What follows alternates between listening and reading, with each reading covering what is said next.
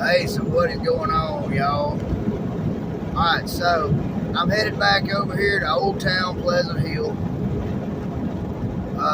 Go over here and meet Miss Shelley and probably Brother Jody too. I think it's Saturday. We're gonna break bread together over there at their house.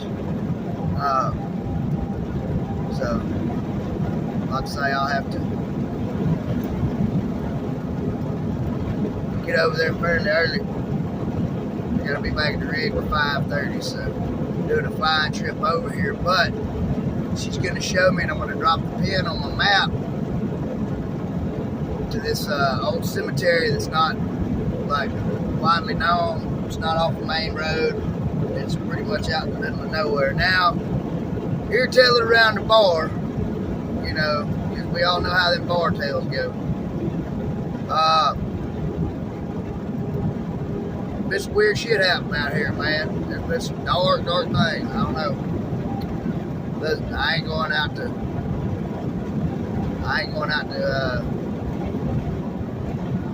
you know, prove or disprove. I mean, if it makes some of you believe, then it makes some of you believe. That's your gig, man. You know, I go out with a lot of things, but you know,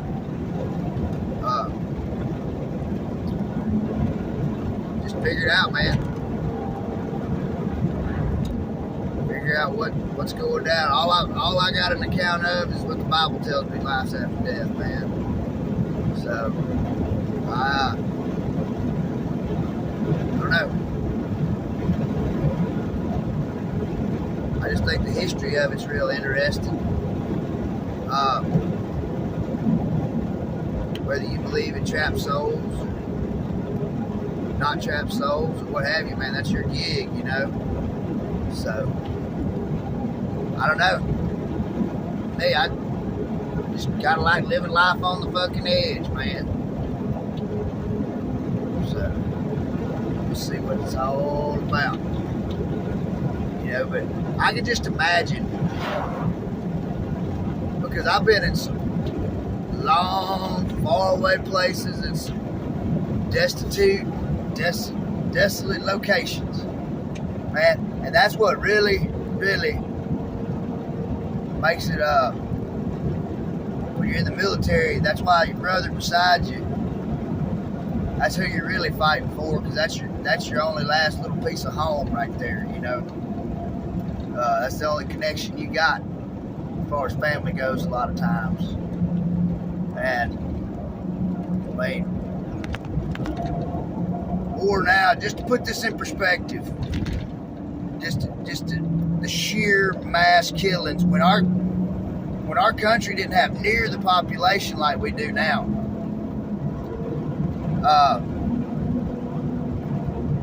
23,000 people died in I believe it was 3, maybe 4 days of fighting there in Antietam.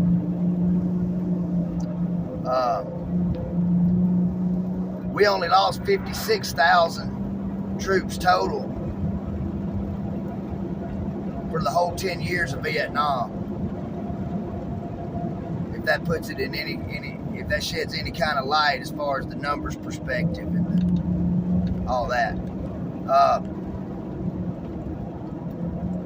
mean, I firmly believe our country's just been slowly doing population control with all their little wars and such like that. And now they done brought us back to the point to where we're at each other's throats again over the same shit. Beliefs, race,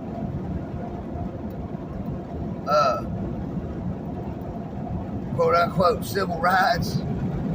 Man, it's a big old divide and conquer game.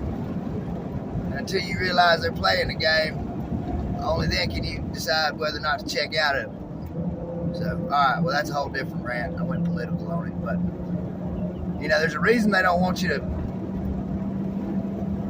One of the biggest things I see on all these Civil War you know, statues and monuments such as that, north and south. But it says, lest we forget. You just can't imagine that kind of suffering, man. 23,000 people in 3 or 4 days. There's accounts. I could read one of the headstones down here, one of the inscriptions. I mean, there's just blood splattered all over everything. They're sending chunks, lead balls at you that big around that deform, shatter bone, flesh, anything else that it comes in contact with.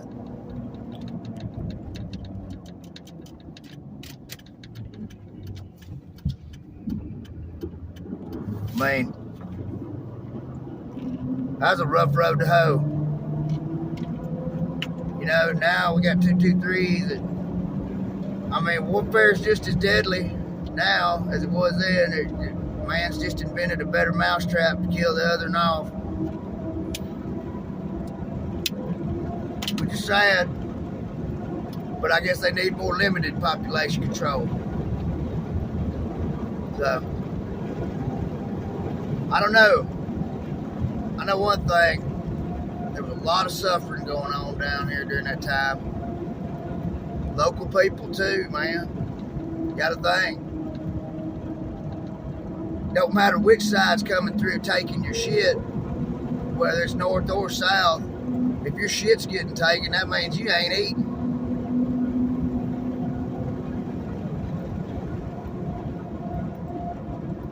So, at any rate, all right, that rant's over. I think I'm gonna stop this one, and I'm gonna maybe do a little, give y'all a little driving video here. What this country's like, what this kind of